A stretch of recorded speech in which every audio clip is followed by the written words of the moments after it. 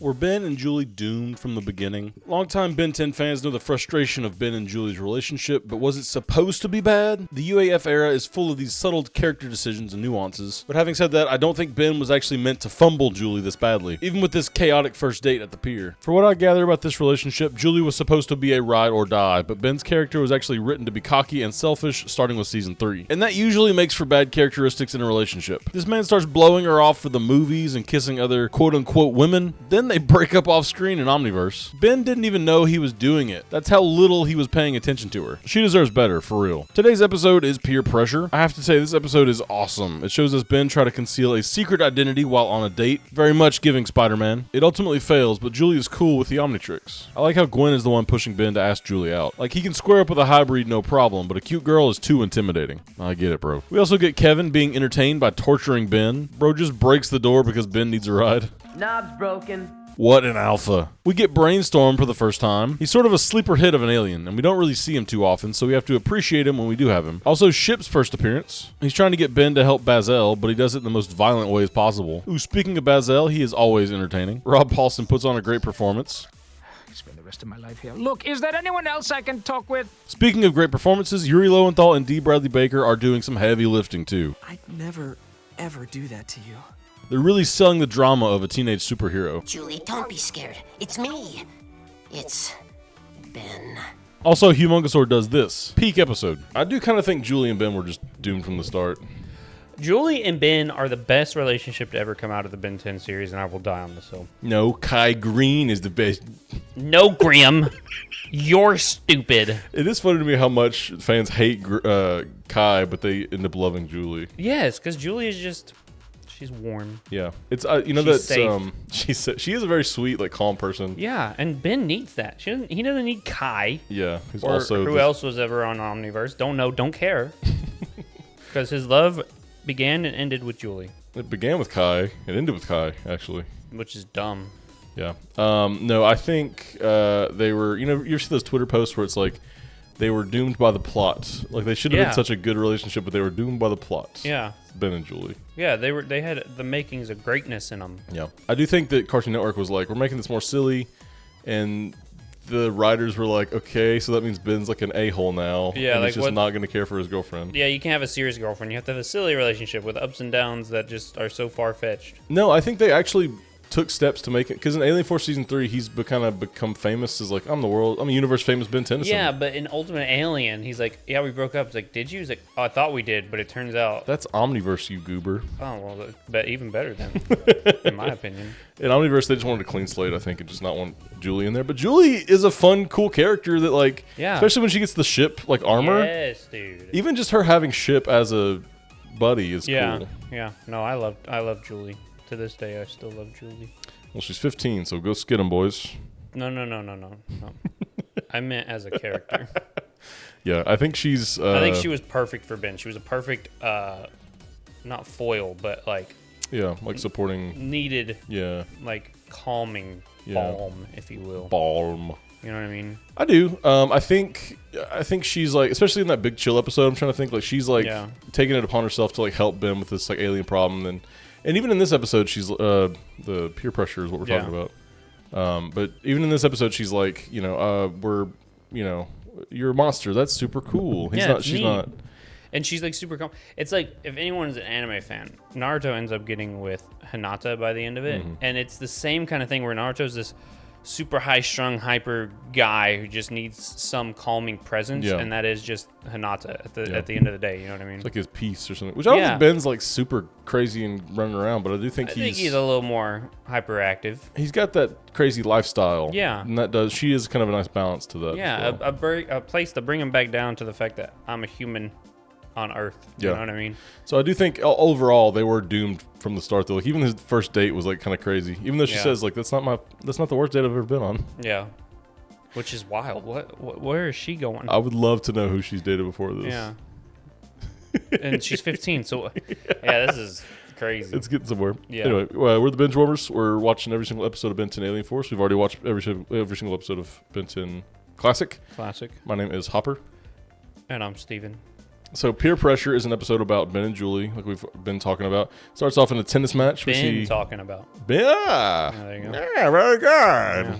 I love Kevin in this episode. He kind of steals the spotlight a little bit, in my opinion. He's not in it very much, but when he is in it, he's like really. He's a show stealer. Yeah, for sure. Leave it to Kevin to do actual douchey things, and we just laugh and go, that's Kevin. That's He's like, Kevin. Hey, I broke into your house. Okay, so replace that. Also, I shut the door so hard that I broke your knob. Yeah. Your knob is now broken. Yeah. Fix that as well. And I like that And we just laughed about it. It's funny. Yeah. And we're introduced to Kevin in this episode with him like sleeping through Julie's tennis match. Yeah. I get the sense he's only there because he had to drive Ben and Gwen to it. Yeah, and also Gwen said, you need to stay. You can't go somewhere else. You're here for Ben, apparently. She probably told him, like, this is for Ben. He's going to ask her out. We need to be here to be supportive. And he's like, I don't like Ben. And this is like Gwen's way of being like, well, I'll be there. And I guess he's there supporting Yeah, he's like, them, but he's just "Fine, I'll asleep. go." Yeah. And also, like, huge turnout for a tennis match, by the way. A high school tennis match, huge turnout. That's because she's just goated. Gwen and Ben are kind of like fighting each other about like who's asking Julie out. Like she keeps like throwing him back. He's like sort of, you know, he doesn't know how to talk about it really. I guess he's a soccer fan more so than a tennis fan. But he's like, oh, nice game match. Whatever. Also, don't ever say whatever when trying to talk about someone else's passion. You know what I mean? Yeah. Great game, match, set, whatever. Yeah, it comes off as he doesn't care, even though it's really just he's unaware, he's nervous. That's the word. He's trying to get words out in general. But don't say whatever. You know what I mean? Especially after someone wins a match. You know? I want to highlight Yuri Lowenthal's performance. We don't really talk about the performances, but like he does a really good job in this. Like he's very like you feel him being anxious in this. There's a part where she's like, I thought you'd stood me up, and he kind of like switches into that like sweet mode. Yeah, of like, I would never do that. It's like, bro, that's a little soon, dog. You're soon. on half of the first date. Yeah. Okay. Anyway, and what you better never stand up, Julie. And D. Bradley Baker also She's does too really precious good. for this world. He's got a good like when Jet Ray's like I wanted to tell you, but Yeah, his face kept elongating, shortening and stuff. I thought it was really funny. It was just like I felt Ben through that performance, which oftentimes in Alien Force On you don't really. Yeah. I think Classic does the best, and then like from Alien Force On they all kind of get their own personalities. Yeah, which they're all supposed to be Ben, so it kind of messes with it a little bit. But speaking of own personalities, we get a new alien here. I wouldn't say one of my favorites, but he is very interesting. I always love the way he shows up. What the deuce? What the deuce? This new transformation needs a nom de It's Brainstorm. It's Brainstorm. Yeah. We love Brainstorm. We do love Brainstorm. I don't actually like that Brainstorm. I like Brainstorm in the fact that he's a better version of Gray Matter. Yeah. And I love apparently that they have a beef with each other, the species. Yeah. You told me from like Omniverse or something. I think even in Alien Force or Alien Force or Ultimate Alien. Ultimate Alien, thank you. Like we call it UAF. Not UAF. Thank you. Yeah. There's a part where Brainstorm's like driving a ship or something, and Azimuth is like, I should be the one driving, and he's like, with those little stubby out, like it's like some kind of friction. I don't think it's all the way in Omniverse before we get that, but it's sort of hinted at, I guess, in UAF. Are you inferring that you're smarter than me because your head is bigger? I'm smarter than you because my brain is bigger. He's a cool alien. I do think he gets the short end of the stick because he's not like a big, huge dinosaur. Yeah. Like he's just a big crab guy with a big brain, and I think his gimmick does get annoying. If you look at his face, though, it looks like a butt because of the way his flaps open up. It's kind of like butt flaps. Magmar from Pokemon. He's just got like a big butt cheek head. Yes, dude. Oh, but we're talking Magmortar, dude. Yeah. I love Magmortar and Electivire. I like that whole. And Rhyperior. I like both. Okay. I guess it's the third thing. Yeah. You get Tangrowth too, but I don't really like Tangrowth that much. Oh yeah, I guess Gen 4 just really expanded a bunch of those 2 evolution Pokemons. Yeah. Into 3, which they expanded the non-evolution into 2, and then they gave him a 3rd one. Yeah, true. Yeah, good point. No, but what's your thought on some Brainstorm? How was he in this first episode? How was he overall? I like him. You like him? I like him a lot. I like he does like telekinetic stuff. He's electrical. His yellow looks a little pea yellow though. It is a little Maybe pea change yellow. that color. Maybe make it the orange of his carapace. Carapace. Yeah. I do like his little hands. I think he's designed pretty good. Nice like hands, feet.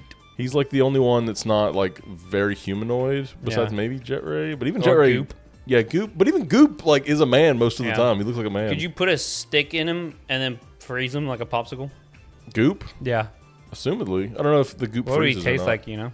Lemon lime or green apple. Ooh. Yeah. Still haven't gotten Goop yet, by the way. Yeah. This We'll is, get I mean, 'em. we're I was slowly. I was looking down. We got like 2 or 3 more episodes before we get them. Yeah, but slowly we're getting more aliens. This is where Brainstorm, and I wanted to talk about too with Brainstorm. There's a part where when he first transforms into him, it's like a mistransformation, but like he doesn't touch the Omnitrix. Nothing. Like it's just like a shake of the atmosphere. I guess because Ship is sending frequencies toward the Omnitrix. Could Maybe be. that's what it is. I think we're just supposed to assume it's a physical knock. That It could have messes just up. been like, oh, Ben's disoriented. He hits it like without thinking about it. Yeah. But they go to links to like show you the hologram change. Yeah. And that may have been them trying to like get more mistransformations in the show. But also explaining that it's a mistransformation. Yeah. Of like, not like in the first show, you could clearly see who he was supposed to click, and then Yeah. it wouldn't do it. So in this one, I think Dwayne McDuffie was like, we're getting rid of that.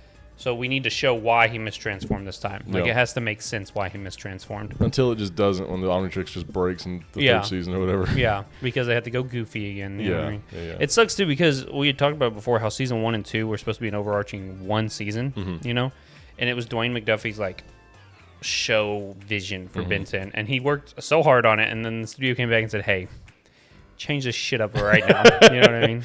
Well, it's funny because Classic was like that too. I think the first 2 seasons were supposed to be one big season, one big like Yes. 20-something episode thing. Yes. Same with Alien Force. It's just because Cartoon Network didn't want to pay people for like a huge long season, so they paid them for the half amounts, and then okay, we get 2 seasons out of this one thing y'all created, and we're getting, no more labor cost. Yeah, it's crazy how scummy companies are. I know, especially when it's like, oh man, like as a kid, you kind of idolize these companies. And Yeah, be like, you think Cartoon Network's the best. Yeah, you think it's Cartoon Network. You Yeah. know what I mean? And it's really all the people that worked for Cartoon Network, Sure. and the suits are the real villains. all Exactly. along. Vilgax is up in that board. You know what I mean? Cut the season in half. Yes, pay them mediocre wages. So yeah, I think we can move off Brainstorm. He's funny in this. Yeah. Talk more about Because Kevin. they're driving to the thing. He goes, "No, Kevin, be home by 10 or you can't go to the disco." And I think it's so funny because it's like, you ever try to roast your friend but you don't know where you're going with it? So Yeah. you just kind of say the first thing that pops in your head. He's just kind of being a shitter. Like, Yeah. he's just kind of acting like a disappointed Yeah. dad or whatever. And Kevin's like in his head, he's like, "Disco, what does that mean?" And he's like, "Fuck it. Just show it with confidence." You know what I mean? Like, So- be confident about it, and they know you know Yeah. something. You know what I mean? And he gets to call Gwen Pumpkin. Yeah. That's a funny exchange too. She's like, or he says he's like, oh, he watches a lot of reruns. Yeah, and then Gwen's literally having a full-on argue. You never, Yeah. like, as a couple, argue in front of your friends, because Yeah. it just makes it awkward. Gwen does not care. At least Ben will go out there as a mature person and ask someone out, huh? Yeah. Well, I guess they're not technically dating yet, but he Yeah, does they get to are. call her Yeah. Pumpkin. Yeah, she's not dating anyone else, let's be No, honest. yeah. She Uh, only eyes for Kevin, especially after a lot of Dark Star. Yeah. Yeah, no, thank For you. sure. And then Kevin just goes, "Ben's got a girlfriend. Ben's got a girlfriend." As mature as possible. Yeah. But they get to the pier. Yeah. Or they have a date at a pier. I still don't know where Bellwood is. I have no clue. I'm thinking like California. I'm thinking like Yeah, San I can see Diego, Los Angeles type vibes if they have a pier. Yeah. Or you go complete opposite. It's like South Carolina or something. The other Yeah. side. I can see either one. But yeah, they've got a pier at some point. Yeah. It's on the coast somewhere. Yeah, one of the coasts. Yeah. Could be like in New York, maybe like upstate New York or something. Maybe. I don't like that. Yeah. Anyway, Ripped a peanut. you can explain that at all, or just? Guys, just look up Peanut the Squirrel from New York, okay? Tragic what I just know. I'm happened. not laughing because it's funny. I'm laughing because Steven's really upset about It's so bullshit. it. It's kind of bad. Yeah. So anyway, just look it up. We're not going to get into it. I like this episode so much because it gives us an insight of like Ben is now Spider-Man and he has to hide a Yeah. secret identity, Yeah. which he cannot do for the life Yeah. of him. And it shows a maturity, too, because, like, Ben 10 Classic wouldn't have cared. No, He would have been like, "Oh, look at I'll save the day, yeah, Julie." yeah, yeah. You know what I mean? He multiple times in front of like just random people he'll Yeah. turn. But Yeah. then in this instance, he wants Julie to think he's normal and cool. Yeah. But he has to like hide and run around, sort of the Superman thing. Where, Mm-hmm. oh, what happened? And she's like, oh, are you kidding me? You missed that? You know? Yeah, and he's like, "Oh, bathroom." We heard the sound effects of Brainstorm going into the bathroom. It's Yes. like scuttling kind of. Dude, it's such a quick animation of him just like, Yeah. and he's trying to open the door with his little claws, and he kind of has to. It's a cute little moment. He's like, oh, I got to get the door open Yeah. before I. But it's also we were introduced to Ship, which Yeah. is like a little small upgrade dog looking dude. Sure. And he's born today. He wasn't born yesterday. He was born today. And so he has to get Ben to go save his master. And he doesn't know how to do that, so he's like, "I'm gonna beat him up. I'm gonna beat him up." You know what I mean? I don't. Maybe he's because he gets vehicles that have seats in them. Yeah. And there is a moment where he gets Ben in the seat of the bumper car and he's driving. Yeah. And it's like, maybe he's just going to steal him away. And Yeah. just ride him over there. But Ben obviously is like, I'm getting stolen by an amusement park ride. I'm not going to do that. Yeah. So he gets out and fights him and stuff. Get him out of here, stinky. Well, it's interesting too. He doesn't. I mean, we talked about this in the Morningstar episode as well. Like, he doesn't immediately just turn into an alien, or he doesn't stay as an alien longer than he needs to. He just fights Ship when he's the bumper car. When Ship's a bumper car, he just stays Ben the whole time, which is cool. It's cool, and he does this like little Toro move, and maybe he's doing that so in case Julie does see him, he's like, I'm not an alien yet, you know. Yeah. But he's got his little jacket, and he makes like a little bull fighting gesture, and sick. Ship like smashes into the like the wooden like part of the pier, I guess. Very cool, very fun, very sick.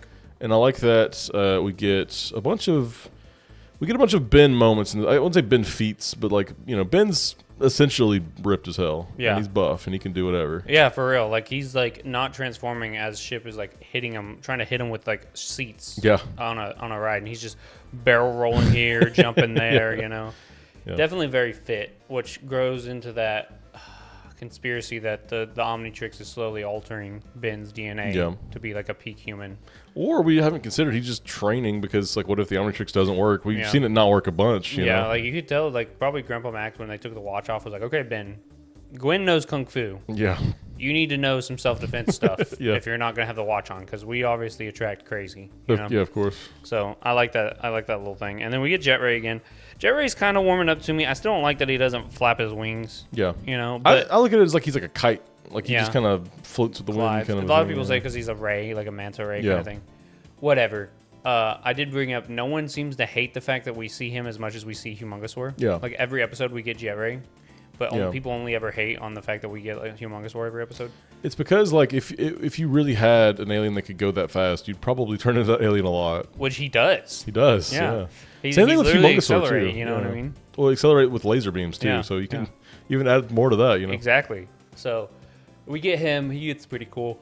This is the first time we see him. First and I think only time we get to see him breathe underwater. Yeah. And he goes so fast, he might not even be breathing underwater. Yeah, he could just be. But that's one of his like expanded powers we never see. Yeah, you kind of just assume with the ray part that he does have some like maybe amphibious type things, you know? Well, his name, the scientific name is Aerophibians. Okay. Do you like when I say the scientific name of aliens? This up. Call him Jet Ray. It's just, I love Ben 10, okay? I love it so much, but there's a weird gatekeepy side to almost every community, you know what I mean? Yeah. To where, like, if I came to you, we're friends, so we don't do this, but I say, oh, you know Jet Ray, the character, and you go, you mean an aerophibian? And you get, like, this sense of superiority, you know what I mean? Yeah. There's a sense of superiority when people use those names over just Jet Ray, Heat Blast, and stuff. You know what I mean? And it takes the fun out of the fandom, in my opinion. But I was saying because you want to be specific, like an aerophibian is different than Jet Ray, because Jet Ray is the peak of the species or whatever. You don't want to be specific because you're talking about a cartoon. And you know what I'm talking about. I'm not talking about just some Jet Ray who's not Jet Ray on the planet of Jet Rays. You know what I mean? Yeah. Like when I say Jet Ray, you know who I'm talking about. Yeah, but like we just said Patellidae. Like what if I didn't know Patelliday's name and I said, oh, the Ripjaws, but that's not technically Ripjaws. I would know exactly what you're saying, and I wouldn't be, well, actually, Ripjaws is actually the name of the one Ben turns into. I would know, oh, you're talking about the Ripjaws species. You know, like, I don't know. Maybe it's just different for me. I think I understand where you're coming from. People are taking it a little too far for you, like, in your opinion. But I think it adds a detail and lore to the series. If they're, and like, granted, the arachnochimps are not a great, scientific name for spider monkeys, but exactly. But it's literally spider monkey. Arachnochimp. Arachnochimp is spider monkey. Yeah. Which actually not, because chimp is ape, so it should be like spider ape. Well, there are. I think some of them chimps are part of the ape family, though. Not yeah, monkey. You're right. You're correct. So you can't say arachnochimp. Well, I think then he goes from monkey into ape. It's like a Pokemon evolution. It's not. It's a species jump. You know what I mean? I think I could be wrong here, but I think the leaders, like the arachnochimp, chiefs or whatever. Yeah. I think they are more gorilla or chimp-like. Yeah. I have to, look back at that and see. But correct me if I'm wrong too. I was reading this on one of the Ben 10 Reddits, and they were talking about how the Ultimatrix. Now, my memory's a little fuzzy on the creation of the Ultimatrix, but they were saying it was designed as if you would take any of the aliens and put them and give them like a Doomsday from DC type thing, where you would take their DNA and mold it through thousands of years of evolution of like wartime evolution. like you were fighting for your life every day of your. Where was that explained? Was that explained in the show, or is that just how people? Because that's a cool lore bit. Yeah. I just don't remember that being explained. But Albedo is not my favorite character, so I tend to zone out when he gets brought up in the show. I think he's very annoying as a character. I think, as far as I remember, it's an expanded lore thing. Okay. I don't think anyone ever says Because that. I was reading that, I said, "Oh, that's a sick lore piece." Yeah. But where did that come from? As far as I know, I can just remember Humongosaur, Albedo Humongosaur being like, I can also evolve those creatures, and he turns into Ultimate Humongosaur. Yeah. And I think that's all we get. Like, I think that's all is said about it. But the fact that, because my first thought was Doomsday, the creation of Doomsday from DC, and I thought that was really cool because I love Doomsday's origins, so I thought that was pretty sick of the Ultimatrix. But I wanted to know. Yeah. We'll eventually we'll get to it probably. Yeah. But anyway, yeah. So then we finally get to the ship. That Yeah. ship is so aptly named after, and we find the Bazel, the upgrade, What's his name? Galvanic Mechamorph. some of their names are sick though. You know what I mean? Okay, Galvanic you can't like Mechamorph. some of them and dislike the other ones. I don't care if you say the name. I care if you say it with the inflection of I know more than you because I you see. say upgrade. You know what I I mean? see. I like that when people have fun with a fandom and you don't feel gatekeeped out of the fandom.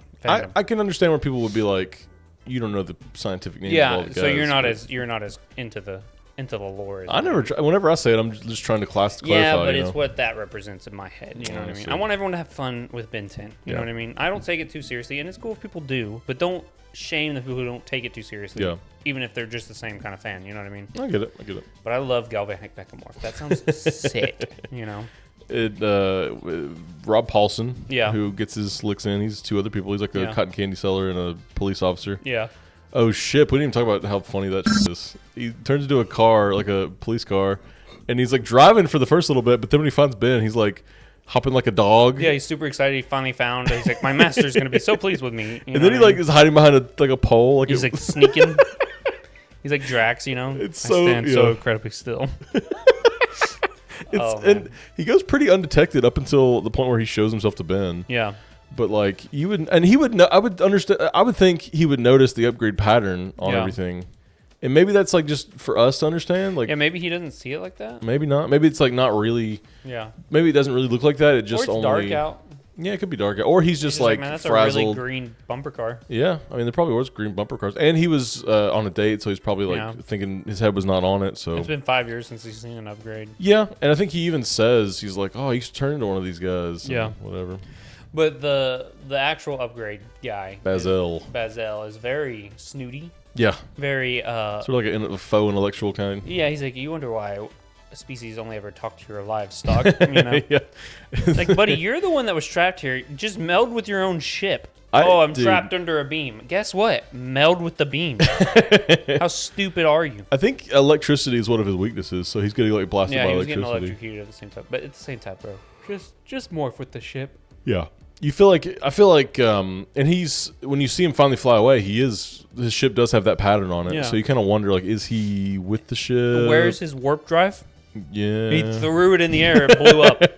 Maybe he's going to a different planet to buy some upgrades. Or Well, something. he's sitting in the window, right? And my headcanon is the bottom half of him is literally merged with the entire ship. Oh yeah, I like know that. what I mean? Like he's sort of a centaur, but Yeah. for Yeah. upgrade species. And it makes sense, you know. Why would you not just be the ship that you're flying in? It's the safest place to be as part of the ship. Yeah, you know it what makes I mean? sense. And if things go crazy, meld with it. You know what I mean? Yeah. And what's an even like more interesting fact in my opinion is like upgrades galvanic mechamorphs can turn into they've like saved blueprints we see from ship, I guess. Yes. And so he could just become a ship whenever. And fly away. Yeah. Yeah. But I guess he likes his ship. It's Maybe littering. it's like his house or It's something. littering too. You know what I mean? Yeah. Yeah. You don't leave your ship. Oh, I see. I was like, well, if he didn't have a ship in the first place, if it's just him, Yeah, and but he I'm was saying flying like to he the has universe. one now, so don't do Yeah. that. Come on. What do you think about the idea of just upgrades being able to split like that and have like a separate, dog version? It's interesting. It's never really explored again. Even with the malware storyline, I don't think they explore I don't think so. I think It's very Malware's like a broken government Yeah, I megamorph know, or I something. know about Malware now. I've been watching the show. Let's go. But he's not like spitting out other versions of himself. Exactly. What you think he would be doing. Yeah. If that was common knowledge that people could do. Maybe he was so stressed, it just happened. It was like a defense mechanism that they don't Maybe. really know that they have. Maybe he was like about to die, and he's like, "Well, let me just get my genes out." and shoot my load real quick. You know? He calls him like a parasitic something or other. He's like Yeah. calls him like a parasite or something like Yeah. that. Very interesting. Love ship though. Love ship. He makes that big, that one structure that looks kind of like the megawatts in the classic series. Yes. Did you look at that? It wasn't. I think they were possessing like a planetarium type Yeah, thing. yeah, but it's the same kind of design. It looked very much like Yeah. it. But Reused then assets, maybe. could be. You know? I mean, I doubt it, but maybe Yeah, probably not. could be. Yeah, that's essentially it. I think overall, I really enjoyed this episode. I think, like I said, the Spider-Man aspect of it. And I love the budding relationship yes of Julie and Ben. I do too, and I think it doesn't. You know, there's a couple episodes where it's at its peak, and this is one of them. Like Yeah. them getting to know each other is like really sweet and nice. Yeah. When he splits up into the different echoes. Oh yeah, That's a funny episode. the duped episode. I hate that episode. Why? It's just really uncharacteristic for Ben, and like, why doesn't he always just turn into a bunch of echoes and do Yeah. that? I like it. I think the I fans like it hate that because episode. he walks in, the snooty one walks into the tennis court, and everyone's like, you know, having him sign autographs and stuff, and she looks and she's all annoyed, and he goes, and it's the funniest thing ever that he's like, "This is enough." I you can't. know? I like that episode so little that I consider it non-canon. Really? I hate that shit. Damn. Dude. Damn. I always thought it was kind of funny. I mean, that's Little what they were goofy. going for, I guess. Oh, I guess it was part of season 3. Oh, we didn't talk about Humongosaurs in this. He He does throws that the warp stuff. drive, and well, he Yeah. does the little. finger Oh, things. the ooh. That's iconic. Yeah. And he's holding Julie like a little girl. Yeah. It's kind of a weird vibe. Yeah, and she's like, "You can let go now," and he's right. Right. Oh my bad. And I like how he's just like, I thought you were a plumber. Yeah. A lot of the exposition He's is like, "What, to Humongosaur. fix your toilet?" Is there anyone else I can talk to here? He's like, "Do you not know how this thing works?" No. He's like, "Mother." Yeah, I'd give it an 8, maybe a 9. It's really good. It's really fun, kooky. You got Kevin in there. Yep, Love Kevin. Alien Force Season 1, I think we've said this a couple times too, but bangers. Basically all bangers. Doesn't miss. Doesn't miss really. At least first 2 Yeah. seasons, I think, honestly. Yeah. Unfortunately, we do get an episode here coming up with the Forever Nights that I'm not super particularly fond of. Yeah. But other than that, I think most of them are pretty big hits. Yeah, agreed. Well, guys, if you enjoyed this, check out our playlists, and we'll see you in the next one. Bye.